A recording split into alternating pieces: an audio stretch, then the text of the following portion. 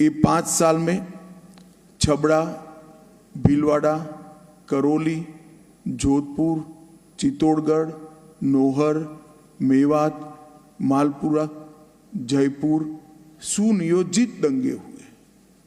दंगाइयों पर कोई कठोर कार्यवाही राजस्थान सरकार की ओर से वोट बैंक पॉलिटिक्स के कारण नहीं हुई है।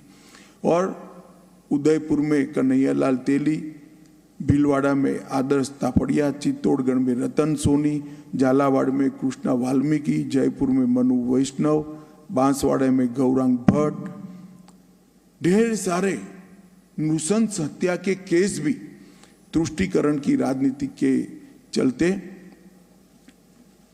कोई प्रकार की कठोर कानूनी कार्यवाही के बगैर लटके हुए नजर आते हैं। सालासर में राम दरबार पर बुलडोजर घुमाया, अलवर में शिवलिंग को ड्रिलिंग मशीन से तोड़ दिया, कठुमर में गौशाला पर बुलडोजर घुमा दिया। ऐसे कई सारे तुष्टीकरण के विकृत मामले राजस्थान सरकार से देखने को मिले हैं। महिलाओं पर दुष्कर्म की बात करें तो 5 साल में 2 लाख से ज्यादा महिलाओं के खिलाफ अपराध के मुकदमे राजस्थान में दर्ज हुए हैं। 35,000 से ज्यादा दुष्कर्म की घटनाएं हुई। 15,000 से ज्यादा कम वय की बच्चियों पर दुष्कर्म की घटनाएं हुई और प्रतिदिन 19 बलात्कार के मामले राजस्थान में सामने आए हैं। देश भर के जो बलात्कार के मामले हैं उसमें से राजस्थान में 22% बलात्कार के मामले हैं और यहां तक कि अब दरोगा भी बलात्कार के मामलों में लिप्त पाए जाते हैं। फिर भी अशोक गहलोत सरकार का पेट का पानी नहीं हिलता है। ये महिलाओं का गुस्सा हम जहां जहां गए वहां हमें दिखाई पड़ा है और महिलाएं एकजुट होकर अशोक गहलोत सरकार के खिलाफ और नरेंद्र मोदी जी के साथ नजर में आती हैं। कांग्रेस की भ्रष्टाचार लाल डायरी भ्रष्टाचार का प्रतीक हुआ है। दीपावली की डायरियां जो निकलती है उसमें आज सबसे कम डिमांड अगर है तो लाल कलर की डायरी की डिमांड है, क्योंकि सबको डर है कि मैं शुभकामनाओं के लिए लाल डायरी दूंगा तो वो भ्रष्टाचार का प्रतीक न माना जाए। कई सारे गबन के मामले, यहां तक कि सचिवालय में 2 करोड़ 35 लाख और 1 किलो सोना। पूरे आजाद भारत के इतिहास में ऐसा कभी नहीं हुआ कि मंत्रालय की अलमारी से 2 करोड़ 35 लाख कैश और 1 किलो सोना मिल जाए। मगर गहलोत साहब का रिएक्शन मैंने देखा था उस दिन, कोई उनके चेहरे पर कोई सिनक नहीं बदली थी, आराम से वो जवाब दे रहे थे। मैंने भ्रष्टाचार के प्रति इतना ठंडा रुख किसी का नहीं देखा है। कोई महंत को अवैध खनन रोकने के लिए आत्मदाह करना पड़ता है, मगर आज भी वो क्षेत्र के अंदर अवैध खनन खुले आम चल रहा है।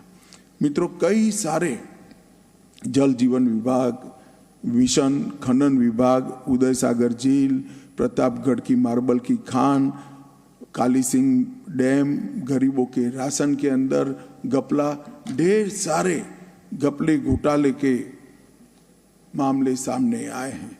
किसानों का हाल भी बेहाल है। 10 दिन में किसानों का कर्ज माफ करने का वादा कर आई हुई गहलोत सरकार 5% किसानों का कर्ज भी 5 साल में माफ नहीं कर पाई। लगभग 19,000 से ज्यादा किसानों की भूमि को नीलाम कर दिया है और दर्जनों किसान आत्महत्या कर चुके हैं। पूरे किसान गहलोत सरकार के खिलाफ लामबंद होकर भारतीय जनता पार्टी के साथ खड़े रहते हुए हमने देखा है। भर्तियों में पेपर लीक के मामले एक प्रकार से सारे रिकॉर्ड तोड़ गए।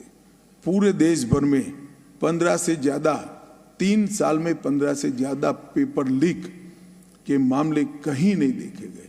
40 लाख से ज्यादा अभ्यर्थी युवा जिस भर्ती की परीक्षा में बैठने वाले थे, जिन्होंने ट्यूशनों के पैसे लगाए हैं, जिन्होंने दिन रात एक कर तैयारी की है, उनके भविष्य को बर्बाद करने का काम अशोक गहलोत सरकार ने किया है।